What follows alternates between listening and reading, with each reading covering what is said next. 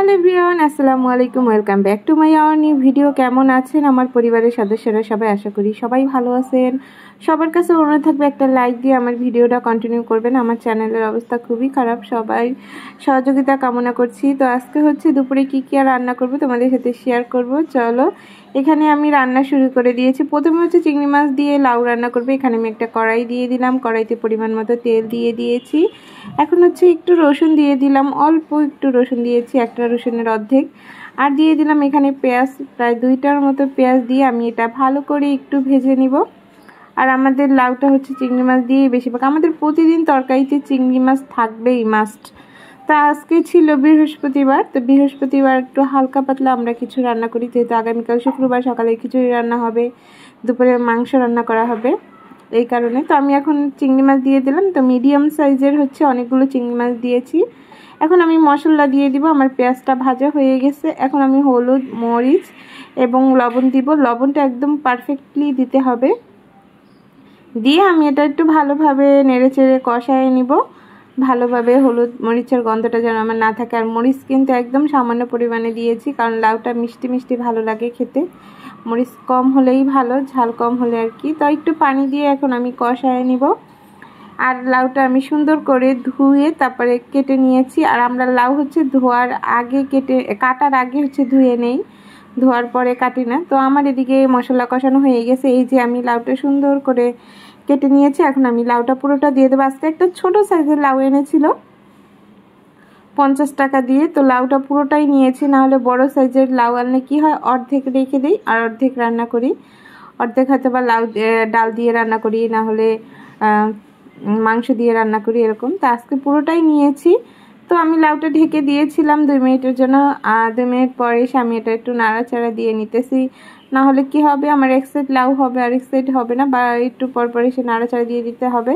তো 2 মিনিট পরে এসে দেখি যে আমার লাউটা তো এখনই সিদ্ধ হয়ে যাচ্ছে। ভাবছিলাম হয়তো আজকের লাউটা বেশি একটা ভালো হবে না, কিন্তু আলহামদুলিল্লাহ লাউটা অনেক ভালো ছিল। তো আমি ঢেকে দিলাম আবার 5 মিনিটের জন্য। তো আমি 5 মিনিট পর আবার আসলাম, দেখি আমার লাউটা একদম কষানো হয়ে গেছে। আর আজকে কিন্তু কোনো ধরনের আমি এখনও পানি দিইনি, জাস্ট কষাইতে নিয়েছি। এখন দেখি আমার লাউটা অলমোস্ট সিদ্ধ হয়ে গেছে। তো এখন আমার কি করতে হবে, এখন আর পানি মনে হয় না বেশি একটা দিতে হবে, অল্প পানি দিলেই হবে। কারণ যেহেতু লাউ একটু ঝোল ঝোল খেতে ভালো লাগে, আর আমার কষানোতেই লাউটা সিদ্ধ হয়ে গেছে, কারণ আমি অল্প পরিমাণে পানি দিয়ে নিয়েছি। এখন আমি এটা একটু ফুটিয়ে নেব। আর 5 মিনিটের মতো রান্না করলে কিন্তু আমার লাউটা রান্না কমপ্লিট। তো 5 মিনিট পরে এসে দেখি আমার লাউটা অলরেডি কমপ্লিট হয়ে গেছে। লবণ, স্বাদ সব কিছু পারফেক্টলি আছে। আর লাউটাও আমার একদম সিদ্ধ হয়ে গেছে পারফেক্টলি। আর একটু রান্না করলে কী হবে, লাউটা একদম গলে যাবে। এখন আমি একটু টমেটো আর একটু ধনেপাতা দিয়ে দেবো। লাউতে ধনেপাতা দিলে কিন্তু অনেক টেস্ট বেড়ে যায়, অনেক ভালো লাগে খেতে। এখন আমি এটা নামিয়ে নিব। আমার রান্না করা শেষ লাউ। এখন আমি হচ্ছে চিচিঙ্গা আলু দিয়ে রান্না করবো। এখানে আমি চিচিঙ্গাটা সিদ্ধ দিয়ে দিলাম, ভালো করে সিদ্ধ করে নিতে হবে। আদা সিদ্ধ করব, বেশি সিদ্ধ করব না। তো ঢেকে দিয়েছি। তো আমি 5 থেকে 7 মিনিট পর এসে দেখি আমার চিচিঙ্গাটা অলমোস্ট হয়ে গেছে আদা সিদ্ধ। এটা আমি এখন পানি ছেঁকে নিব। তো আমি একটু নাড়াচাড়া দিয়ে দেখি যে আলুটা কি অবস্থা। আলু অলমোস্ট সিদ্ধ হয়ে গেছে। চিচিঙ্গাটা আর কি অর্ধেক সিদ্ধ হয়েছে, চিচিঙ্গাটা ভালো মতো সিদ্ধ হয় নাই, কিন্তু আলুটা অলরেডি আমার সিদ্ধ হয়ে গেছে। এখন আমি বেশিক্ষণ রান্না করতে গেলে কি হবে, একদম গলে যাবে আলুটা। আমি এখন এটা নামিয়ে ছেঁকে নিব। তো আমি এটাও রান্না করব চিংড়ি মাছ দিয়ে। তো প্রথমে আমি একটা কড়াই দিয়ে দিলাম, যেই পাতিলে আমি সিদ্ধ করেছি ওইটাই রান্না করব। এখানে আমি কড়াইটা দিয়ে দিয়েছি, কড়াইটা শুকিয়ে এখন আমি তেল দিয়ে দিলাম। আর চিচিঙ্গা আজকে অনেক দিন পর এনেছে। আমরা প্রায় চিচিঙ্গা হচ্ছে সব সময় ডিম দিয়ে ভাজি করি, আজকে হচ্ছে রান্না করব চিংড়ি মাছ দিয়ে। এখন আমি পেঁয়াজ দিয়ে দিলাম। পেঁয়াজটা আমি একটু ভেজে নিব, ভালো করে ভেজে নিতে হবে, ব্রাউন কালার করে নিব যেহেতু রান্না করব। তো আমি চিংড়ি মাছ দিয়ে দিলাম। এখানে মিডিয়াম সাইজের চিংড়ি মাছ দিয়ে দিয়েছি। লাউ আজকে চিংড়ি মাছ দিয়ে রান্না করেছি, চিচিঙ্গাও আজকে চিংড়ি মাছ দিয়ে রান্না করব। তো এখানে আমি হচ্ছে মশলা দিয়ে দিতেছি, হলুদ, মরিচ, লবণ, সামান্য পরিমাণে ধনিয়ার গুঁড়া দিয়ে এটা আমি আরেকটু কষায় নিব ভালো করে, যাতে আমার মশলার গন্ধটা না আসে। তো আমি একটু পানি দিয়ে দিব, না হলে আমার মশলাটা পুড়ে যাবে। একটু পানি দিয়ে আমি নাড়াচাড়া দিয়ে নিলাম।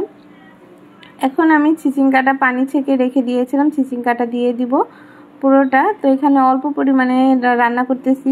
আর আমরা এখন একটু রান্নাটা কম করি, কেন তরকারি একটু কম রান্না করি, কারণ যেহেতু ইসরাতের বাবা এখন আর দুপুরে বাসায় খেতে আসে না, এই কারণে আমাদের অল্প তরকারিতেই হয়ে যায়। কিন্তু প্রতিদিন 3 থেকে 4 পদ তরকারি রান্না করতে হয়। এখানে আমি ঢেকে দিলাম। তো 5 মিনিট পর এসে দেখি যে আমার কষানো হয়ে গেছে। আমি অল্প ঝোল দেবো যেহেতু আমার আলুটা সিদ্ধ হয়ে গেছে আর সিসিঙ্গাটাও প্রায় সিদ্ধ হয়ে গেছে, এই কারণে আমার বেশি একটা পানি দিতে হবে না। আমি গরম করে রেখেছি পানি, তো অর্ধেক পরিমাণে পানি দিলাম। তো অল্প পানি দিয়েছি। তো আমি এটা একটু ভালোভাবে নাড়াচাড়ে দিয়ে এটা আমি ঢেকে দিব। 5 মিনিটের জন্য ঢেকে রাখবো, যেহেতু আমার হয়ে গেছে রান্নাটা কমপ্লিট। তো এই যে 5 মিনিট পরে এসে দেখি আমার ঝোল অলরেডি টেনে গেছে আর আমার অলমোস্ট রান্না করা শেষ। এখন আমি টমেটো আর ধনে পাতা দিয়ে দিব। আজকে লাউতেও টমেটো ধনে পাতা দিয়েছি আর চিচিঙ্গাও দিয়ে দিলাম। তো দিয়ে আমি এখন ধনে পাতা দিয়ে দিব। অনেকগুলো টমেটো দিয়েছি আর এটা খেতে অনেক ভালো লাগবে। আর আজকে টমেটোগুলো অনেক ভালো ছিল, একদম গলে গেছে লাউতে দেওয়ার পরে।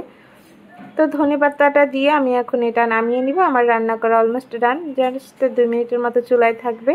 এখন আমি শাক ভাজি করব, ডাঁটা শাক ভাজি করব। ডাঁটা শাক কুচু কুচু করে কেটে নিয়েছি, আলুও কুচু কুচু করে কেটে নিয়েছি। তো আমি সিদ্ধ করব না, ডাইরেক্ট ভাজি করে ফেলবো।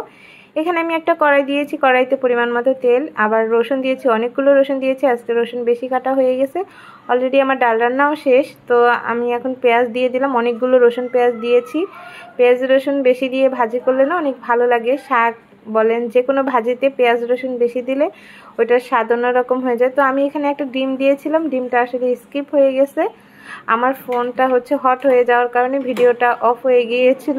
তো এখন আমি লবণ দিয়ে দিব একটু, আর কিছু দিব না, জাস্ট অল্প পরিমাণে হলুদ দিয়েছি, যেহেতু আলু দিয়েছি এই কারণে, আর যেহেতু ডিম দিয়েছি নাহলে সাদা সাদা থাকবে। তো অল্প একটু হলুদ আর অল্প পরিমাণে লবণ দিয়ে আমি শাক আর আলুটা এখন ডাইরেক্ট দিয়ে দিব। দিয়ে আমি এটা নাড়াচাড়া দিয়ে কিন্তু ঢেকে রাখবো 2 মিনিটের জন্য। আর এটা বারবার নাড়াচাড়া দিতে হবে, যেহেতু কোনো পানি নেই, শুধু ভাজা ভাজা করবো, নাহলে আমার পুড়ে যেতে পারে।